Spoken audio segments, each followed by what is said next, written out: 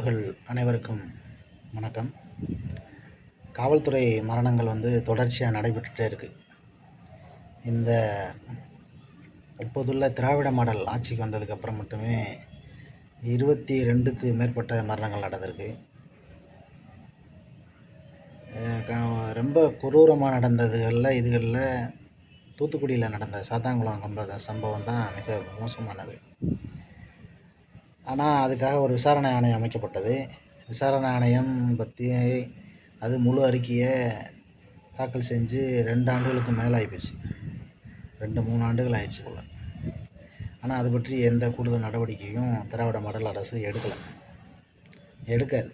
ஏன்னா இவங்க ஆட்சியிலேயே பல்வேறு மரணங்கள் நடந்திருக்கு இல்லையா. இப்போது ஆகாஷ் அப்படிங்கிற இளைஞர் கொல்லப்பட்டிருக்கிறார். இந்த காவல்துறை ஒரு கொலைகார கூட்டம் போல், கும்பல் போல் மாறுவதற்கு பல்வேறு அழுத்தங்கள் இருக்கலாம், பல்வேறு காரணங்கள் இருக்கலாம். அவங்க பக்கம் இருந்து இந்த காரணங்கள் எல்லாம் சரியாகவே இருக்கலாம். அதுக்காக ஒரு கொலை அப்படிங்கிறத எக்காரணத்தை கொண்டும் ஏற்றுக்கொள்ளவே முடியாது. அவங்களுக்கு குறைந்த அளவு குற்றச்சம்பவங்களில் ஈடுபடக்கூடிய காவலர்களுக்கு குறைந்த அளவு நிரந்தர பணி நீக்கம் செய்ய வேண்டும். குற்றச்சம்பவங்களில் ஈடுபடக்கூடிய காவலர்களை நிரந்தர பணி நீக்கம் செய்யணும். அப்புறம் தண்டனையும் அந்த குற்றத்துக்கு தகுந்த தண்டனையும் வழங்கணும். இது அடிப்படையாக கொண்டு வந்தால் தான் இது போன்ற குற்ற சம்பவங்கள் இனிமேல் நடக்காமல் இருக்கும். அப்புறம் அவங்களுக்கு மன அழுத்தம், இன்னும் பல்வேறு காரணங்கள் இருக்கலாம். அது அரசு என்ன நடவடிக்கை எடுத்து செய்ய முடியுமோ அதை செய்யணும். இனிமேல் அது போன்ற ஒரு சூழல் வராமல் இருக்கணும். இதுக்கு இடையிட்டு இதனோடு சேர்ந்து பார்க்க வேண்டிய மிக மோசமான குற்ற சம்பவங்கிறது பாலியல் துன்புறுத்தல். பச்சிளம் குழந்தை, அப்புறம் குமாரையா இருக்கிறவங்க, இள வயது, அப்புறம் அகவை முதிர்ந்த மூதாட்டி அப்படின்னு எந்த பாரபட்சமும் இல்லாமல் நடக்கக்கூடிய இந்த படுபாதக செயலை ஏற்கவே முடியல. அது ஏற்க யாருடைய மனமும் அதுக்கு ஒப்பாது.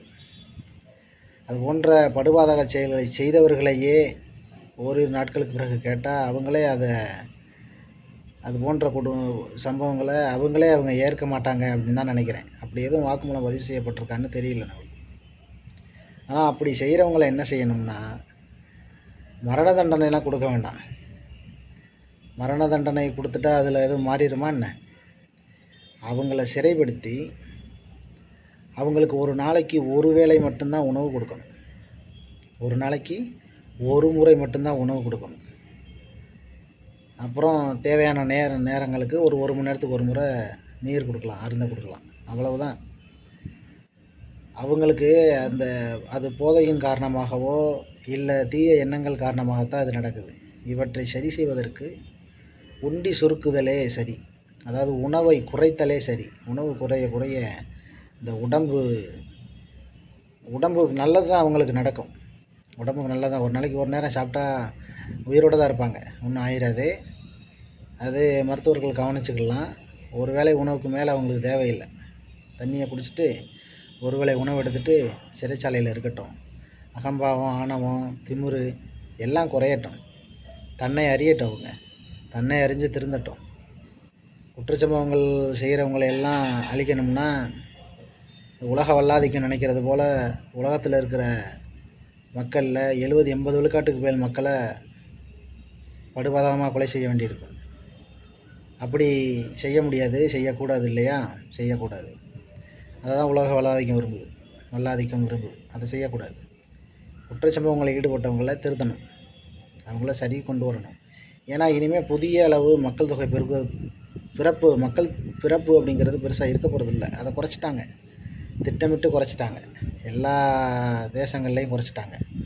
நம்ம தமிழ்நாட்டில் மிக மோசமாக இந்திரா காந்தி கொண்டு வந்த அவசர கால சட்டத்திலேருந்து அதுக்கப்புறம் கொண்டு வந்த குடும்ப கட்டுப்பாடுங்கிற பேரில் அதெல்லாம் தமிழ் மக்களோட ஒரு இன அழிப்பாக தான் அதெல்லாம் கொண்டு வரப்பட்டது.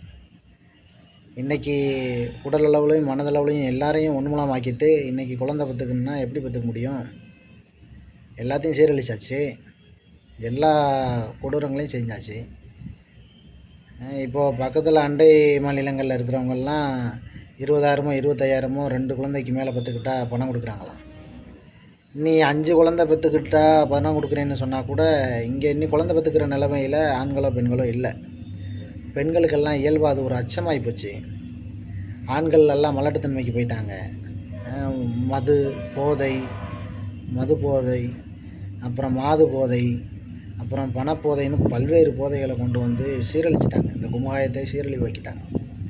ஆனால் அதனால் இதிலேருந்து விடுபட தன்னை உணர்வது, தன்னை அறிவது தான் அதுக்கான தீர்வு. அதனால் சிறை கைதிகளாக இருக்கக்கூடிய பாலியல் வழக்கு, அது தொடர்பான வழக்குகளில் சிறை கைதியாக இருக்கிறவங்கள ஒரு நாளைக்கு ஒரு வேளை தான் உணவு கொடுக்கணும். அடுத்து மற்ற சிறை கைதிகளுக்கே 3 நேரம் உணவுலாம் தேவையில்லை. 2 நேரம் கொடுத்தா போதும். காலையும் மாலையும் கொடுத்தா போதும். இரவு உணவுலாம் ஒன்றும் கொடுக்க வேணாம். 2 நேரம் உணவு கொடுங்க. செலவு மிச்சம், அவங்க உடம்பும் சீராக இருக்கும். அவ்வளோ பெரிய உடல் உழைப்புலாம் அவங்க ஒன்றும் உழைக்க போகிறதில்ல. 2 நேரம் மட்டும் உணவு கொடுத்து உடலும் சீராகட்டும், மனமும் சீராகட்டும். 2 வேளை உணவு போதுமானது வாழ்க்கைக்கு. அதுபோல் செய்வது தான் சிறந்ததாக இருக்கும்னு நமக்கு தோணுது.